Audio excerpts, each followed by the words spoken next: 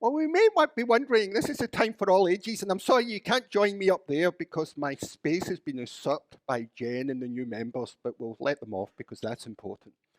But this is a time for all ages, and I'm going to tell you about one of my favourite people, and it's actually related to what we just heard from the choir. And you might be wondering, votes for women? Well, it was only just under 100 years ago that women were able to vote in the United States. And that seems ridiculous. But it's even more ridiculous when you think there's countries, even like countries that we consider a developed country like Switzerland, where women didn't get the vote till 1977. And there's still countries in the world where women can't get the vote. But this is a story of a woman, Olympia Brown. She's one of my heroes. She was a Universalist, part of our Unitarian Universalist tradition. And she was quite well educated. Her parents both encouraged her to get educated, and she decided she was going to go to college. And at that time, she was born in 1832. So not a lot of women went to college then, but she did go to college. And then she decided she wanted to become a minister, like I am. And there was no women ministers in the United States at the time. So she applied to a Universalist seminary, that's where they train ministers, and the president got the application and interviewed her and said, well, why do you want to be a minister? You're a woman. And she said, well, I think I could be a good minister.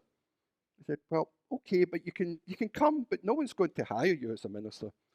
So she came, but she had special rules for her because they decided that, well, the men all had to rehearse the speeches and speak without any text, but as a woman, she had to write it out and read it.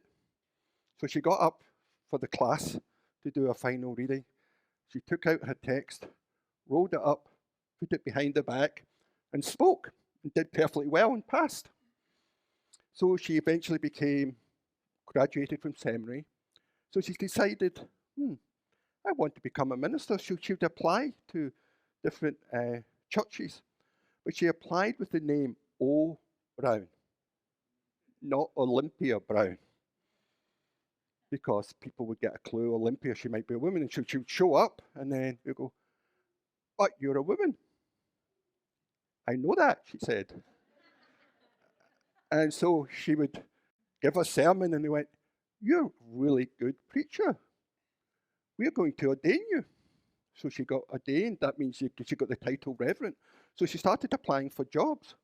She applied for a job as a minister with Reverend O. Brown. And she showed up, and he said, you're a woman. She goes, I still know that. And she went through the interview process. She gave a sermon. He thought, you're great. We want you to be your minister. We want you to be our minister. And so she served for many years. But then she became very passionate because she realized, well, become a minister, I've gone through all these hoops, but I still can't vote. So in 1863, which is the year she got ordained, she went down to Kansas because they were trying to decide if women could vote in the state of Kansas at the time. And she traveled around giving speeches. And it was an absolute chaos. All these people who said they would give her a home didn't.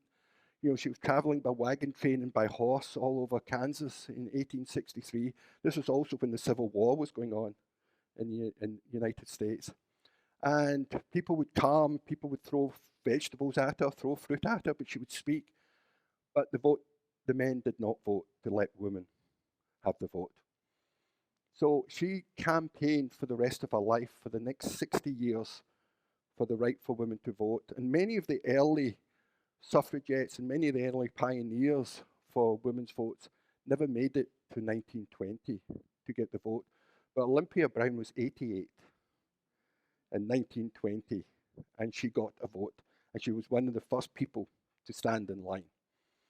And even in 1916 and 1917, even at the age of 85, she was out there protesting the American president for not allowing the women to vote at 85 years old. I think she's a great example of not letting things stand in your way, a great example of persistence. Now, we often think, oh, we've got an election this year and I'm really worried about how it's going to go. She worked all her life and eventually got the vote for women at 88. And I think we always need to remember that we need to take things long-term approach to things. And it took women, and many of the early pioneers never got the chance to vote. So it's really important for us to make sure that everyone in our country gets the opportunity to vote now. Women, men, LGBT community, trans, people of colour, former inmates in prison, that everyone deserves the right to vote. So thank you so much for listening. That's about Olympia Brown, and she was the first woman ever to get ordained in the United States, and she was ordained in 1863 by our Universalist tradition. So it's something we can be proud of. So it's time for your religious education class now, and we will sing you out. Thank you. I was talking to my daughter the other day, and she's 20, so this is the first big election she was voting in, and she was looking through this, and she's looking at it and going, "Do I need to read the whole of this?" And so, being a dutiful dad, I said, "Of course, every word." And then she said, "Do you do that?" I went, "No." But we're talking about, I was thinking that voting is a big act of justice that we do. And we've got a big election coming up this year. And I was talking to my daughter, and she was saying she's very active politically. And, I've told this before from the pulpit, but in the 2016 election, when she was 13, she was crying at the end of the bed, on my bed, and said, "The President of the United States looks at me as a piece of meat." That's what a 13-year-old girl said. And I couldn't argue with her, but of course I said, "No, you're so much more than that." And I said, "But I was talking to her earlier this week, and I said, that's why you vote. You may not have the ideal candidate. You may be disappointed. It may be two men running for presidents that should have retired a long time ago. And it can be disappointing, but your vote matters, and that's why you bother to vote. Because voting is an act of justice, and it might be one of the biggest acts of justice we can do. There's 1,000,001 things wrong with our country. I look at what's going on in Gaza right now, and it breaks my heart. It tears at my heart, and it calls me to do something, but what can I do? I look at what's happening in Ukraine with the invasion of Russia. It tears at my heart, and I look at what can we do? And yet, with Gaza, our government is complicit. We give huge amounts of money for weapons to the Israeli government. Currently, our government is holding up payments to Ukraine to allow them to defend themselves. So we are active in justice, in both justice and injustice throughout the world. I also want to be effective with my work in justice. What would being effective this year as an act of justice? I want to make a difference. And I look at these tragedies and I think about it, and I think the Get Out the Vote, the UU the Vote effort we're doing, that many of us were involved with over the last few years, and many of us are going to be involved with this year, that's important. As most of you know, I served for 12 years in Texas. And I was thinking of a young person who I did the child dedication for in 2008 when I first moved there. In 2014, his mother asked me to do a transition ceremony. Tulio was identifying as Tuli. He was identifying as a young woman, a young girl. They will be 16 this year. And if you look at what's happening in Texas as far as the transgender community, it is horrendous. People are leaving Texas right now because their family cannot get the medical care they need. Parents are getting arrested. There is a justice crisis in Texas for the transgender community and the gender non-binary community. That's why what we do matters. And we may be in California, and we may be in the San Francisco Bay Area, are very liberal, but people throughout the country are relying on us to be there for them, to give them the support, to do the work of justice.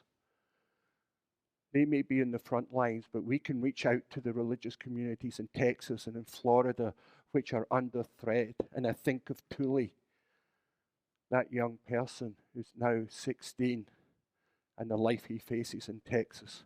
And of course, gender non-binary is one of his identities. The other, he's mixed race. His father was Latino, his mother was white. So people of color, the trans community, are under threat.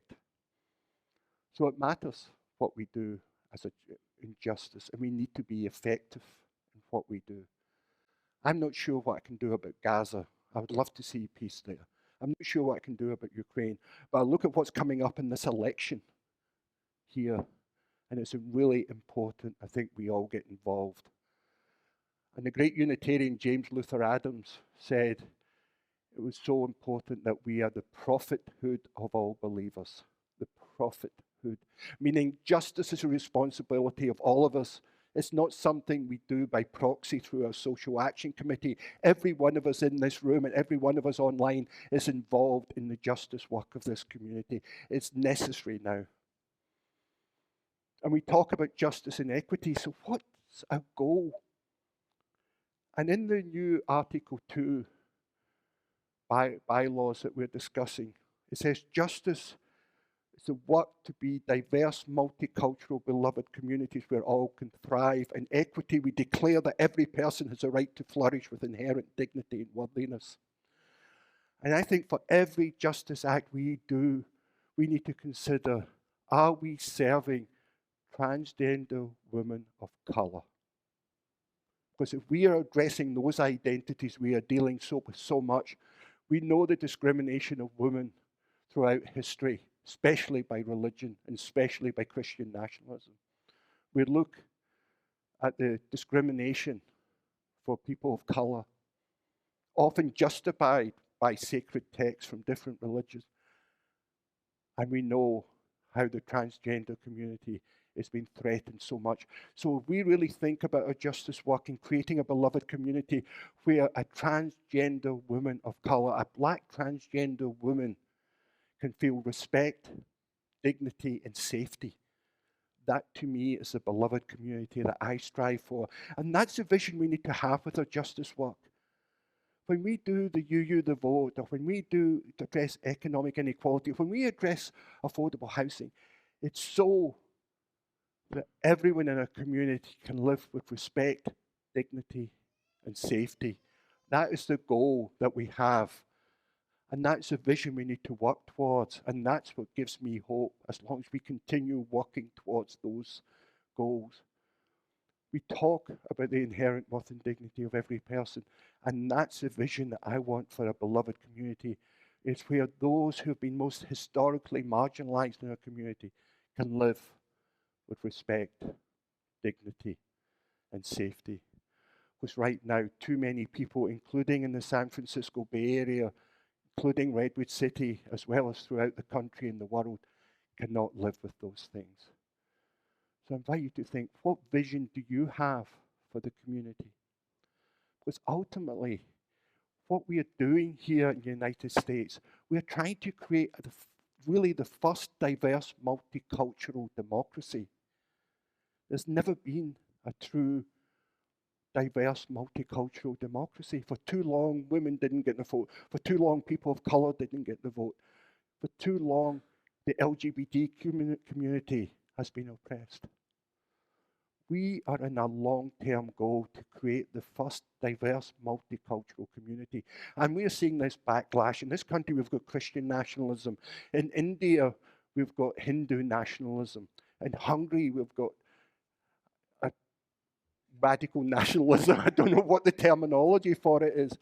but it's a person who's just oppressing various communities. So we have this goal to create that's what beloved community will be, a diverse multicultural community, a diverse multicultural democracy where everyone lives with respect, dignity and safety.